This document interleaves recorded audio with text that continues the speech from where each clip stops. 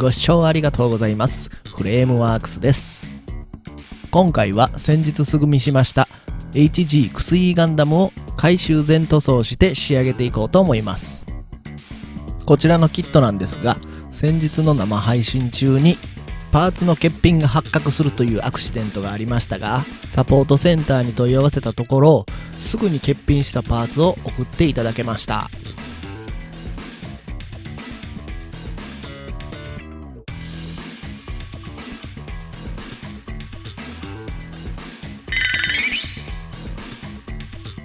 今回回収のモデルにしたのはガンダムフィックスフィギュレーションのクスイガンダムです。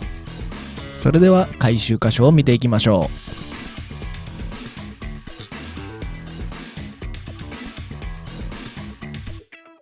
う。まず行っていくのは太ももの延長です。あらかじめ太もものパーツのサイズに合わせてタミヤの 1mm プラ板をカットしておきます。パーツの接着面は接着を良くするために400番のヤスリでヤスっておきます。接着にはタミヤセメントを使用します。今回行ったパーツの延長は動画にあります通り、太ももパーツの上部にプラ板を貼り付けて延長するという方法をとりました。この後もう1枚 1mm プラ板を貼り付けて 2mm 延長しました。2mm 程度の延長であれば接続軸の方を延長しなくてもなんとか保持してくれるので、接続軸は延長していません。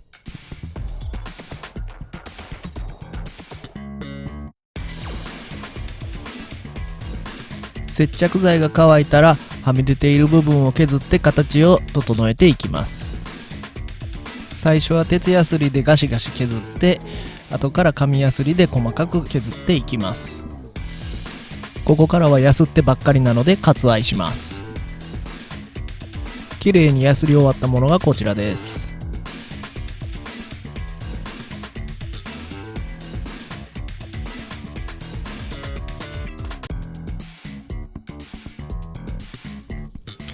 ちゃんとはまるかどうか実際に取り付けて確認します。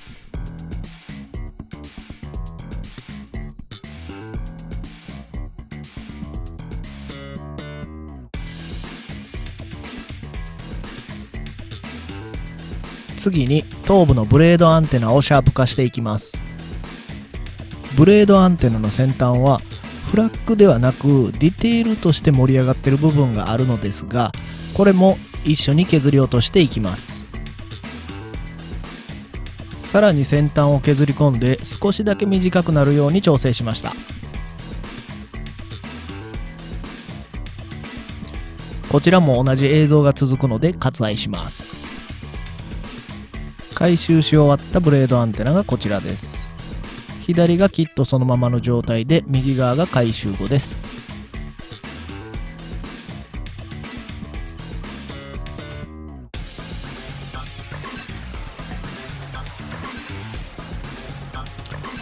続いて額の五角形のパーツを回収していきます。キットそのままの状態だと少し小さい感じがしたので、ぐるっと一周 0.4mm プラ板を貼り付けて少し大きくしました。接着面より少し大きめにカットして貼り付けていきます。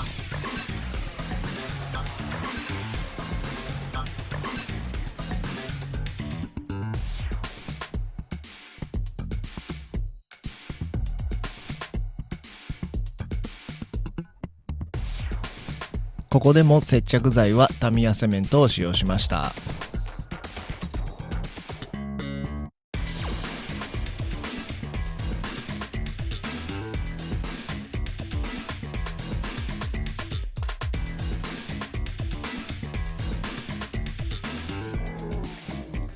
接着剤の乾燥を待つ間にフェイスパーツの改造を行っていたのですが、細かすぎてあまりうまく取れていないので一部だけご紹介します。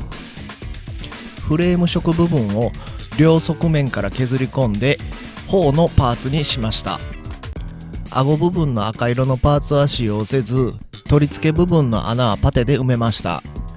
フレーム色のパーツの顎部分を下方向に延長して顎パーツの代用にしています。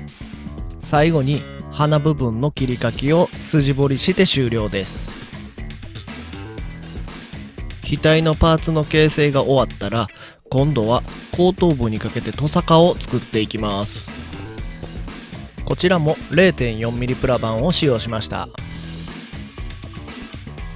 頭部の曲面部分に形状を合わせるため、丸型ヤスリでヤスっていきます。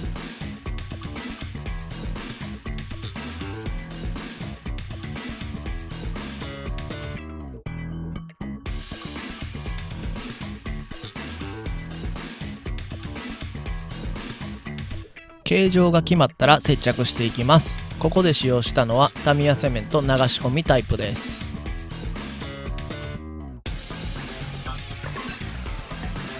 接着剤が乾燥したらヤスリで形状を整えていきます。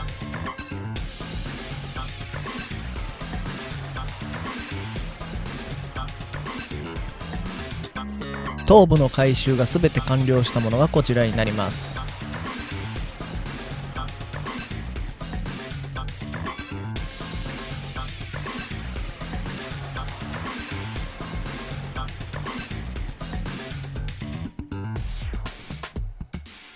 続いてサイドアーマーを回収していきます。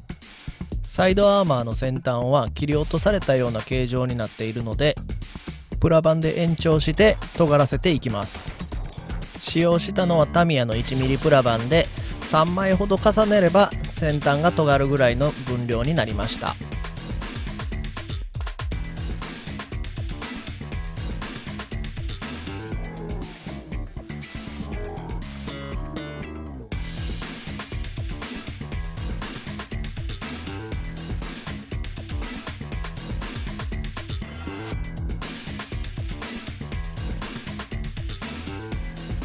3枚重ねた状態だとこのような感じになります。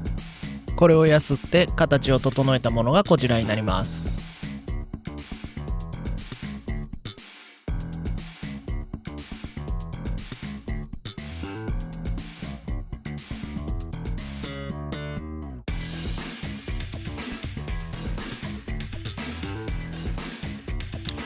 次にタミヤのエポキシパテを使って肉抜き穴を埋めていきます。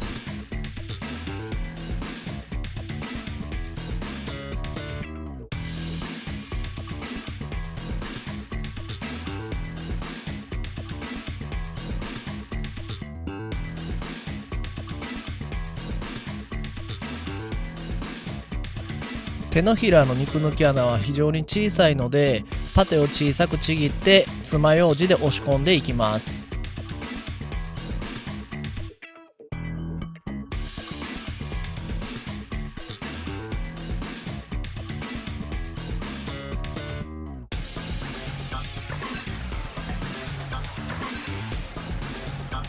パテを詰め終わったらまたヤスリがけをしていきますが、これも割愛しちゃいましょう。次は腹部の延長を行っていきます。まず最初に黒のラインを引いている部分でカットしていきます。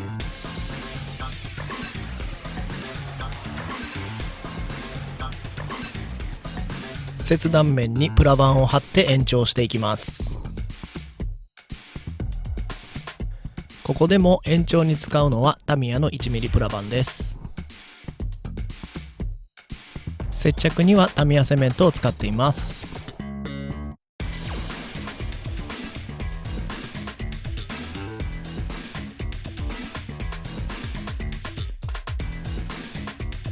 腹部は 1mm プラ板を3枚貼って合計 3mm 延長しました。プラ板を貼り付けた状態がこちらです。ここからまたひたすらヤスって形を整えていきます。これもずっと絵面が同じになるので割愛します。次に脚部側面のパーツの筋彫りを変更するため、既存の筋彫りを瞬間カラーパテで埋めています。瞬間カラーパテをスポンジヤスリでヤスって表面を滑らかにしていきます。滑らかになるまでヤスったものがこちらになります。ここから配給パーツの筋彫りガイドテープを使って新たに筋彫りを追加していきます。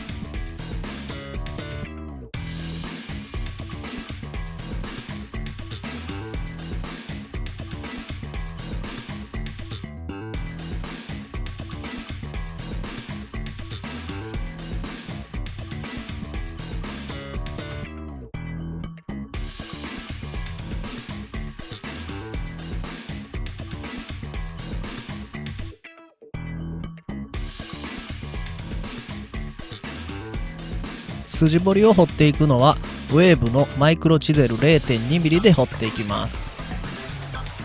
最初は力を入れずほとんど撫でるぐらいの感じで彫っていきます。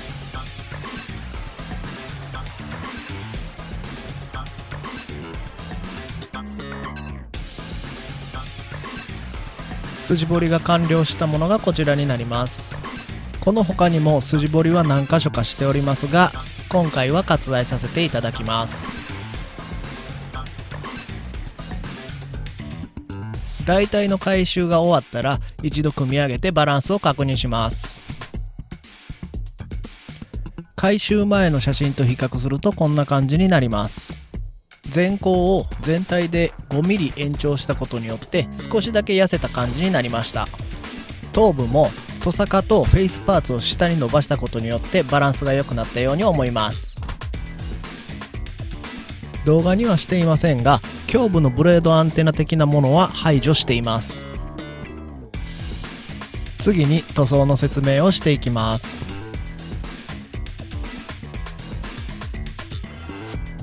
黄色と赤色に塗装する部分の下地にはガイアノーツのピンクサフを使用しています。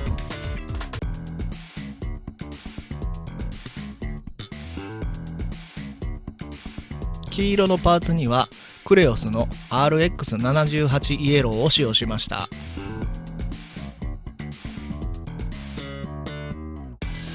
バーニア部分の下地にはガイアノーツのサーフェイサーエボブラックを使用しています。黒サフが乾いたら上からクレオスのダークアイアンを塗装していきます。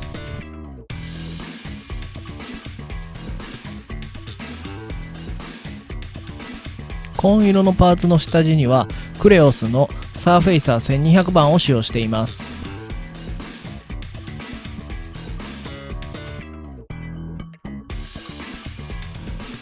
下地のサフが乾いたら上からクレオスのコバルトブルーを拭いていきます。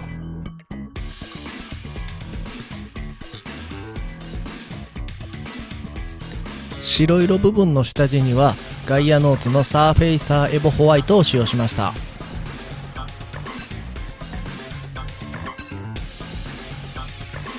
下地の白サフが乾いたら上からクレオスのクールホワイトを塗布していきます。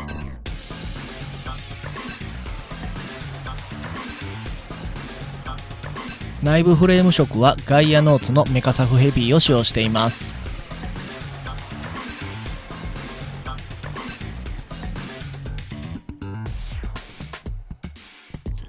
赤色のパーツにはクレオスのモンザレットを塗布しています。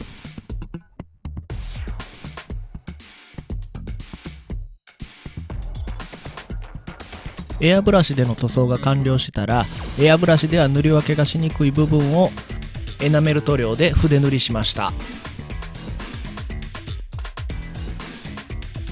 一通り塗装が完了したら墨入れを行っていきます。今回はタミヤの墨入れ塗料は使わずにエナメル塗料をかなり薄く希釈したものを使って墨入れを行っています。墨入れに使った塗料はタミヤのエナメルフラットブルーを使用しました。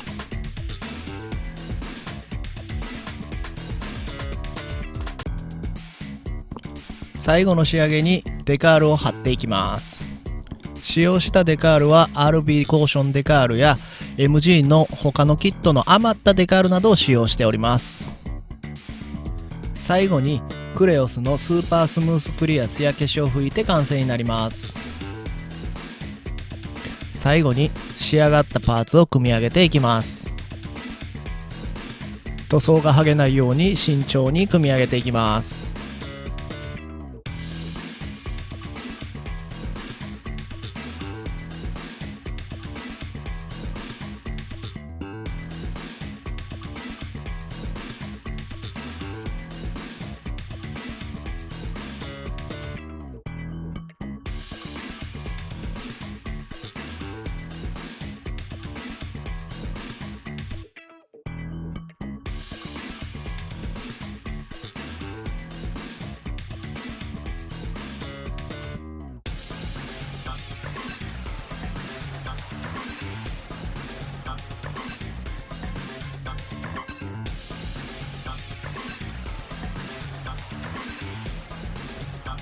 これで素体の部分完成です。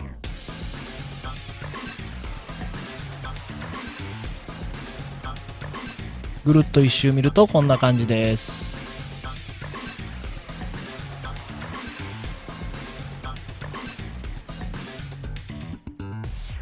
こちらが完成品になります。ここまでご視聴いただきありがとうございました。最後にフォトギャラリーも用意しておりますので、そちらもぜひご覧ください。高評価、チャンネル登録もお願いいたします。それでは次の動画でまたお会いしましょう。さよなら。